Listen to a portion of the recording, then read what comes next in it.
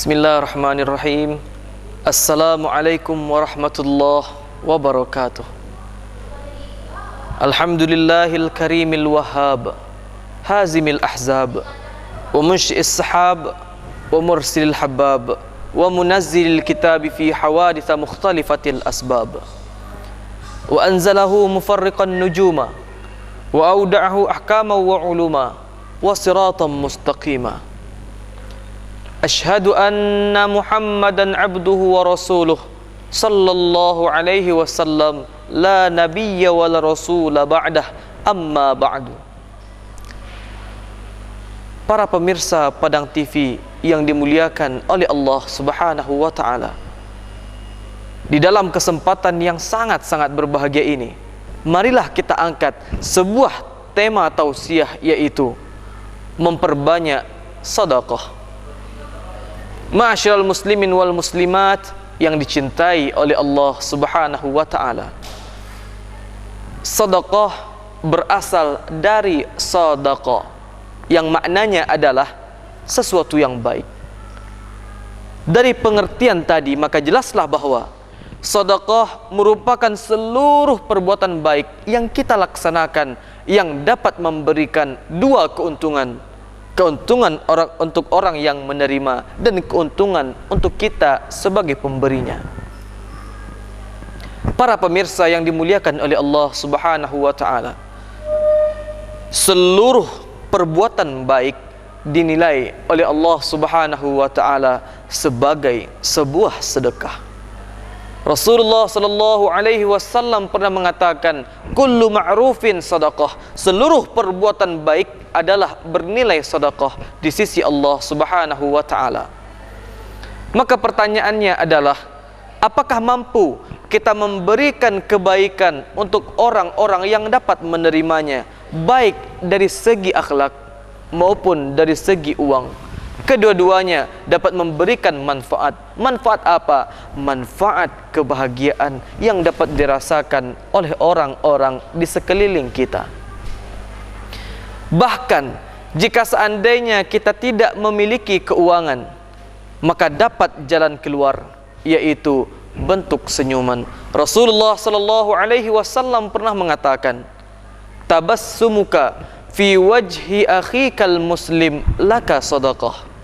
Senyum yang engkau pancarkan kepada kedua teman-temanmu, kepada seluruh umat Islam, maka bernilai sedekah di sisi Allah Subhanahu wa taala. Dari hadis di atas maka jelaslah bahwasanya senyuman saja yang kita berikan tetap bernilai kebaikan dan pahala di sisi Allah Subhanahu wa taala. Namun sedekah diidentikan dengan keuangan. Allah Subhanahu wa taala berfirman di dalam Al-Qur'an, A'udzu billahi minasyaitonir rajim. Bismillahirrahmanirrahim. Matsalul ladzina yunfiquna amwalahum fi sabilillah kamatsali habbatin ambatat sab'a sanabila fi kulli sumbulatin mi'atu habbah. Wallahu yudha'ifu liman yasha. Wallahu wasi'un alim. Perumpamaan orang-orang yang menyedekahkan hartanya di jalan Allah seperti satu buah benih. Yang satu buah benih tersebut menumbuhkan 7 tangkai, dan setiap daripada tangkainya menumbuhkan 100 biji, berjumlah 700. Allah Maha Kuasa atas setiap lipat ganda pahala yang diberikan. Allah Maha Luas lagi Maha Mengetahui. Ma'asyiral muslimin wal muslimat yang dimuliakan oleh Allah Subhanahu wa taala,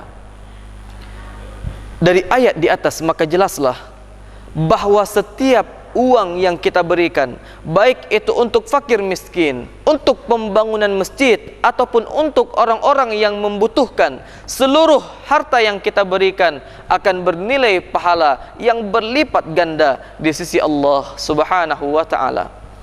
Perumpamaannya, 1.000 rupiah saja yang kita berikan di jalan Allah dengan penuh keikhlasan, maka yang 1.000 rupiah tadi akan bernilai 700.000 pahala di sisi Allah Subhanahu wa taala. Karena apa? Karena sesuatu yang kita berikan diiringi dengan keikhlasan, maka akan mendapatkan pahala yang berlipat-lipat ganda.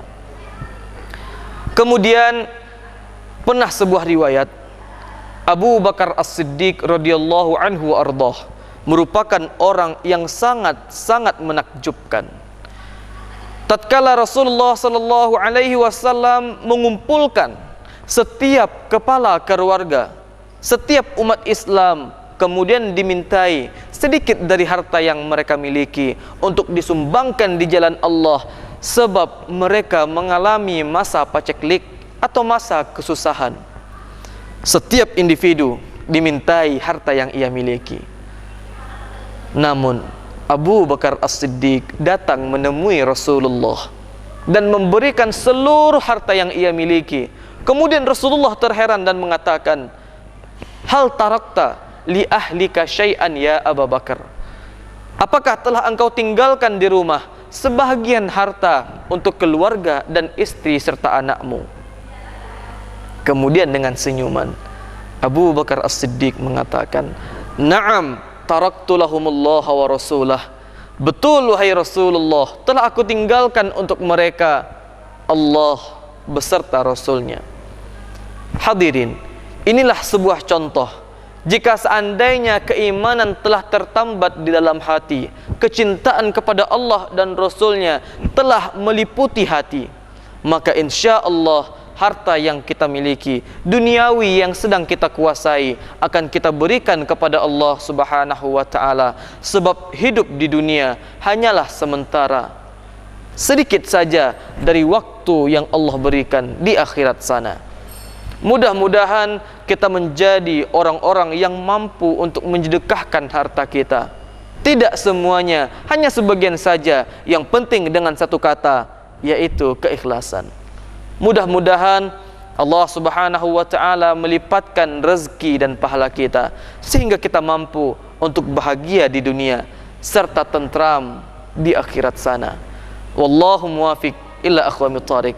Assalamualaikum warahmatullahi wabarakatuh.